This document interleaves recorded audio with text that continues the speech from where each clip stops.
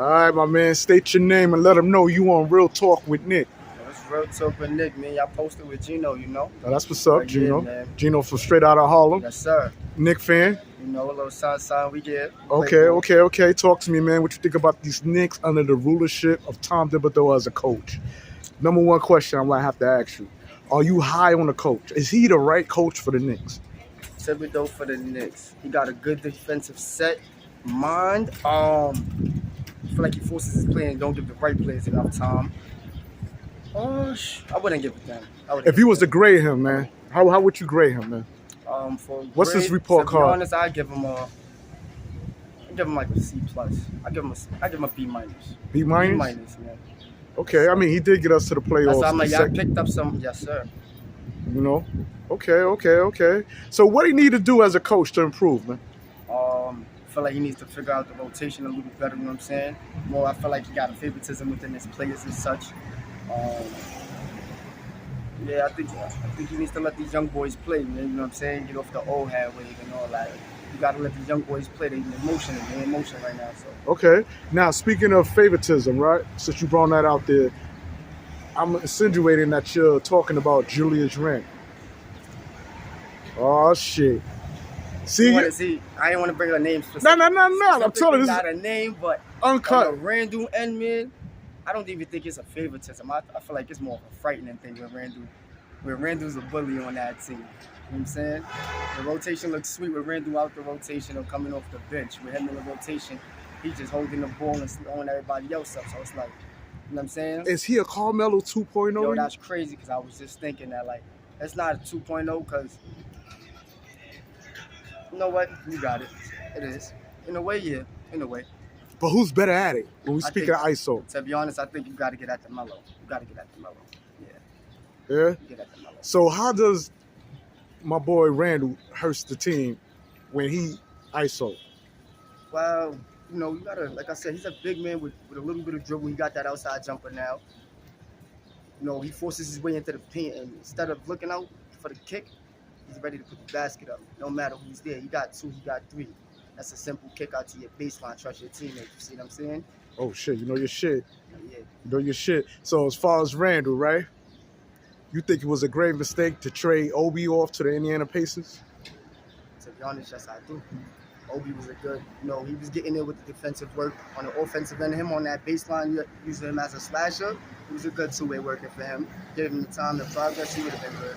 Yeah, so you think that's going to hurt us when we play the Indiana Pacers? I think Obi going to do his job like any other player that leaves the Knicks. Put some big points on them and show them that I should have been there. Yeah? So being that Obi played behind Julius Randle, they played the same position. Right. When you speak of that at the power forward, when we play the Indiana Pacers, that means that's going to be a matchup. That's going to be Obi versus Julius Randle. Right. Like I said, you got to think about it.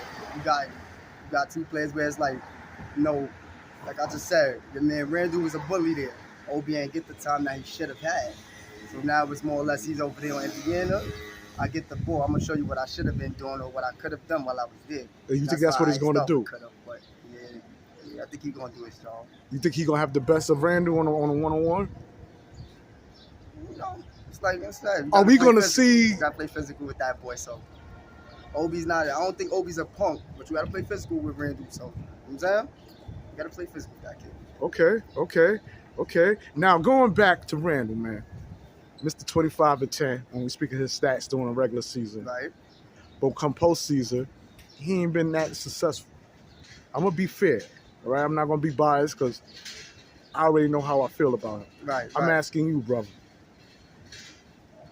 Is he worth, without all the drama, with the conflict with him and Manu quickly, right? With him having an altercation with the coach, Julius Randle, right? With him thumbing the Knicks fans down, shit like that. I'm going to be fair. Take that all away. Is he still worth keeping, man? Is he still the power forward to keep on the team as far as looking forward in the future? No. If you're looking for the future, no. Right now, it's like I said, you're talking about right now, which a lot of teams is going for. It's like, I guess so, you can work with it. But if you're going for a future build and you're rebuilding, you got to get him out of it. Obi was the better option, you know what I'm saying? And I said, right now with them still sitting with Randle, they just got to figure out their rotation and how it's just going to work. So, Okay, all right. Now, speaking of new signings to the team, man, Jalen Brunson, man, our point guard on the Knicks. that was a great look. That was a great pickup for y'all. Did you know that from the beginning? I think so. Was you in doubt when you heard that he was coming to the Knicks? And doubt, no. They gave y'all facilitation. They gave y'all a good movement and a big pickup in facilitation. Was you concerned whether he was New York built? Coming out of Dallas, that boy got some experience and, off of his, how would you call it, his personality per se. I think he was ready for it. I don't think he takes too much of that backlash. When it comes to New York, everybody freezes up and it's more like you hear the crowd more than you hear your coach. I don't think it was like that with Brunson. I think with Brunson it was more like, I hear my coach, I know what I'm doing. I know my job and this is what we're doing. Okay. Is he a floor general when you speak of another point guard like Chris Paul? Do you put him up there like a Chris Paul caliber type of? Well, giving him his last season on the Knicks and how he's working, yeah, he's a general. You got to give it to him for that. You know what I'm saying? He comes to the floor. I'm a Chris Paul fan on the big end, so definitely I hear that one. But like I said, he gets on the floor and he's looking for them players. You know what I'm saying? But he's great, like I said, facilitating-wise. You know what I'm saying? He's always looking for his players. He's waiting for a dish. And if not, he knows how to motion and get that basket for himself if he needs to. You can't go wrong with that. Okay.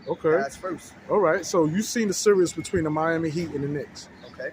Saw it, right? Yes, sir. Who was responsible for us coming up short? Was the Knicks out-coached?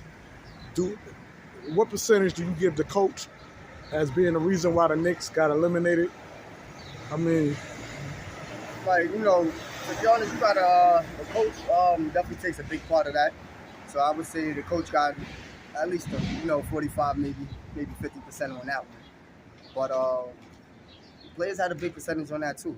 It's like I said, it looked like a lot of players, didn't step up as to the milestones that they should have. I'm gonna name names. Barrett, did he step up? It ain't look too good for me. Why you say that? I don't think he looked too good for me. Barrett, you expecting Barrett out of Barrett, you expecting a good double, 25 a game with less turnovers and such, and by now he should be looking better, like I said, on the facilitator end as well. It's another one that freezes up to me, but like I said, everybody had their little quarters and moments, but everybody should have did, I think, a little more. Emmanuel quickly. It's a good pickup. I think he should have been pushed into the rotation a little more as well. Where it was like, him on the rotation, he's sitting there with Brunson, but it's like, how do you call it? You got him as a scorer, but I still don't think they got him in more of a second option scoring. Got him pushed more like a third, maybe a backup after that. But you like him coming off the bench? It's a good coming off the bench. Like I said, I think it's a good push for the morale and everything. But like I said, the young players for the Knicks need to play. Okay. Was you upset when he didn't get the six-man award? You think he got snubbed for that? I won't say he got snubbed. Everybody deserves their role and what they do. But he did his job and he was definitely a good candidate. Yeah? He's definitely a good candidate. Yeah, definitely a good candidate. Yeah, he talking about the Knicks. He know I'm about. He's a Randle lover. That's my boy. You catch him on the court, Yeah. He's a Randle lover. Yes, sir. Knick fan right there. Yeah. All right, so with that being said, man, you feel Emmanuel quickly should have got more minutes. Yes, sir. You feel Obi should have got more minutes. Yes. The rotation should have definitely just been flipped. Like I said, you push too much on the starting five, Randle, everybody else sitting on the starting five, the bench and everybody else coming up, the young players on the court should have been playing. When Indiana Pacers plays the Knicks, that's going to be a matchup with Julius Randle and Obi. Because they play both the same position. Who you think going to get the best of who? You think you're going to see some shit come out of Obi that, damn. You know why I feel like I told you it's going to be a great matchup? Like I said, Obi's over there in a team with a team that, they open that floor. He's over there in Harlem, if I'm correct, right? He's a good kid. He's looking at that floor. Like I said, he brings the facilitation to the thing. That's a big thing in the game right now. Obi, he knows how to open the floor. He don't have to have the ball in hand. You know what I'm saying? He knows how to play off the ball, and I think he learned a little more of that with the Knicks. So it's like, it's going to be good, man. Can Randle play off the ball? It's like, I think Randle has a low percentage, scoring off of the ball rather than with the ball. But like I said, in that matchup, I think Obi got it. Obi definitely got that. Ooh, so he's gonna exploit. I think Obi got that, man. He could play outside. Obi got the inside. He could slash. And like I said, you don't need to have the ball in here to make something happen. Here we go. So you don't think Obi was just a fast break player? To be honest, no. At first coming in, yes. But this is why I said with the Knicks, I think he figured out and learned a little more on playing off the ball. You know what I'm saying? Not having the ball in hand as much and having to work around on Randle or coming behind Randle and just knowing you're not going to be the first player with that ball there. I think it gave him a little more knowledge to the game and such, and you know what I'm saying? He'll definitely do a little better out there in the game. Okay, when I mentioned Josh Hart, what come to mind, man? That's some energy boost for them too. Yeah. That was Does he remind you of a player in the past? Who we got there? You know what's crazy? I say Josh Hart has a good game, and I can't catch exactly who, but I've done heard that comment a lot. But for me, I don't know exactly. Yeah, but you like him. Josh, I think he's good. I don't put too much angle on him. I think he's good. He has potential to do better as well. And players like McBride and Quentin Grimes, man. I like Grimes. Grimes is another player. That's another one. Y'all got to go leave on that floor and let him work too. So you think his minutes being hindered too? Sort of, but at the same time, like I said, it's the rotation. Grimes get in. Grimes is somebody I feel like that has to rotate the ball. Is it safe to say that Quentin Grimes could be another Klay Thompson? If you're using him the right way, he can turn up to be. He brings energy, man. He's how you call it? He's a aggressive scorer. Like I said, he's sitting on that line. It's just about the way that the coach wants to play it out and run it out. Okay. Right. Yeah. All right. And last but not least, man, when we speak of big men like Mitchell Robinson and Hardesty, out of them two, man, who you think is stepping up and who needs to go? It's like, I feel like it's a little too early to really say so because Harden's that pit. He's just getting there and just, getting that feel. I feel like he's going to have to build and get that feel with the team and just, what I'm saying? But Mitchell, I feel like he had his time there, to be honest, more or less on the injury prone with Mitchell. So it's like. Think so? It's like, I don't think he has to get out. But, like I said, he had his stagnations there as well. So, you know what I'm saying? But you have seen improvement as far as him staying in the game and not committing silly fouls. Silly fouls, playing great defense on just. So that's why I'm like, I don't think he has to go, but you have another one that's ready to shine as well. So that's just more or less, got to let it see, you know what I'm saying? Let it work and play. Okay, and last but not least, when we speak of growth, how long do you feel it takes for a player to develop into something? It's like, overall, I would probably give him 2 seasons at least. To develop? To develop, depending on the team. Like R.J. Barrett, you're not happy. Do you feel R.J. Barrett is a bust? Do you feel he's where he need to be at? Or do you feel he still got more time? Or do you feel it's the coach that's hindering? Like, where we at, man? So, like a R.J. Barrett, I feel like, you have a coach stagnation with him.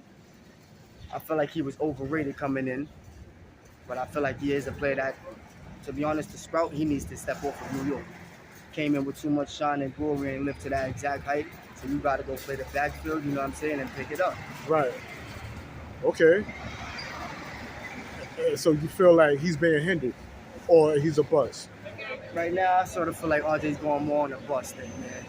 Yeah? To be honest to me, I feel like RJ's going on the bust. Like I said, he hasn't really come through with the coach's part in it too, but RJ got to show me a little more, I feel like RJ got to show me a little more. And you feel that way about Emmanuel Quickly as well? But Quickly, I feel like Quickly just needs the time. You know what I'm saying? Quickly, I feel like he needs the time to just, show. Quickly, that's a player you give him 3-4 seasons. You know what I'm saying? You let him grow in. RJ, like I said, he came on a little too much hype to be as stagnated as he has been and such, but he had, the potential and such of what they want to see. So, you know what I'm saying? It's a decision, like I said, so it's a work in progress thing. Okay. But it is safe to say that picking up RJ was better than signing Zion Williams. With all the problems Zion Williams having, it seemed like... Ooh, that was a good one. Uh-huh. That was a good one. Talk to me, man. You got Zion, man. He got the baby mama, and he's all out here. Damn. It's like, overall, I definitely say that pickup was better. Zion out there, you in New Orleans going crazy like this. Imagine him in this city. Imagine that boy with all that money in this city. You in New York, you would have went crazy. Yeah, and then you had the Morant, John Morant with the shit he going through. It seemed like without that, when we speak of the draft class, it seemed like R.J. Barrett is the one who maintained. Like the main mental one, yeah. he can really maintain meant his to him. focus. You know. Yeah. All right, man. I'm gonna get you out this Nick heat, man. Yo. I want to thank you, man, for coming on Real Talk with Nick. Yes, sir. As we break down the Nick Chronicles, man. All I want to say to you, man, before we sign off, how far do you see these Knicks going on the upcoming season? And do you think Mikal Bridges would be a good sign? Kyle Briggs is a good sign. I'd like to see y'all back in that second round, hopefully. Otherwise, like I said, y'all got a lot of progress to make. You got a lot of progress to motion. Everybody got to get on that floor, and they got to let them boys play. Call it out, you know? All right. Too much after that, man. And Obi gonna haunt us, you feel? Nah. Obi gonna haunt us. You think Obi gonna be a problem? Yeah. He gonna be the worm in the apple, man. Listen, like I said, man, I'm a big sports fan overall, so we ain't going to throw it like that. But to just keep it fair on Obi's end, he's a player that needed his sprout, and he got it. So hopefully he do what everybody else do, like I said. All right, and we out. Peace.